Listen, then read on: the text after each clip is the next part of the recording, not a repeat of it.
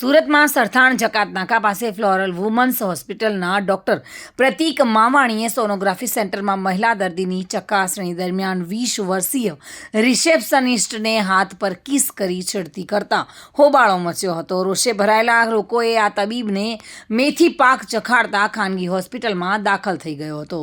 Sonography રૂમમાં તબીબે કરેલી આ હરકત શહેરમાં ચર્ચાસ્પદ બની છે. પીડિતાએ કહ્યું કે આ ઘટના ત્રીજી વાર બની છે અને મેં પોલીસ ફરિયાદ અને 181 મહિલા હેલ્પલાઇનમાં પણ ફરિયાદ કરી છે. બીજી તરફ ડૉક્ટર પ્રતીક મેવાણીએ પણ યુવતી અને માર મારનારા લોકો વિરુદ્ધ રાયોટિંગ અને ખંડણી માંગવા મામલે ફરિયાદ નોંધાવી છે.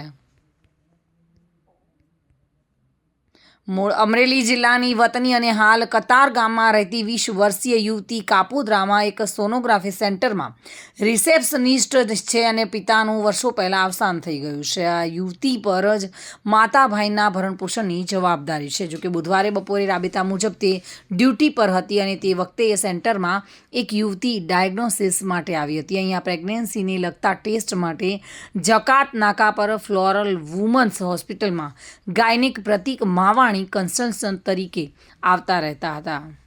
બપોરે 2:15 વાગે પેશન્ટને આ યુવતી ડાયગ્નોસિસ માટે રૂમમાં લઈ ગઈ હતી અને પેશન્ટને રેડી કરી ત્યાં જ હાજર હતી તથા ડૉક્ટર પ્રતીક માવાણીએ પેશન્ટની તપાસ શરૂ કરી અને 10 મિનિટ થઈ જવા છતાં યોગ્ય તપાસ નહીં થતાં તબીબે હતાશ થવાનું નાટક કરી આ રિસેપ્શનિસ્ટના ખભા પર માથું ઢાળી દીધું હતું અને તે લગ્ન કરવાની છે કે નહીં એવી વાતો કરવાની સાથે જ આ રિસેપ્શનિસ્ટ યુવતીને ડાબા હાથે કિસ કરી લીધી હતી અને આ ઘટનાથી રોષી ભરાયેલી યુવતીએ ત્વરિત માતાને જાણ કરતાં સ્વજનો સહિતનું ટોળું આ સેન્ટરમાં ધસી આવ્યું હતું અને રોષે ભરાયેલા ટોળાએ તેની ક્લિનિકમાં જ ધોલાઈ કરી નાખી હતી.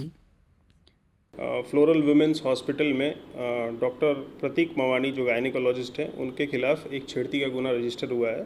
इसमें धारा BNS की 74 और 75(2) के तहत दर्ज किया गया है. छेड़ती का आरोप लगा है और इस मामले की तपास जारी है.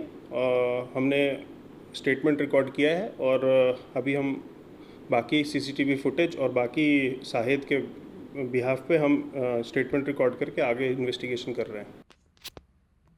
સુનિલ ગાંજાવાલા સાથે bureau report, today Gujarati news.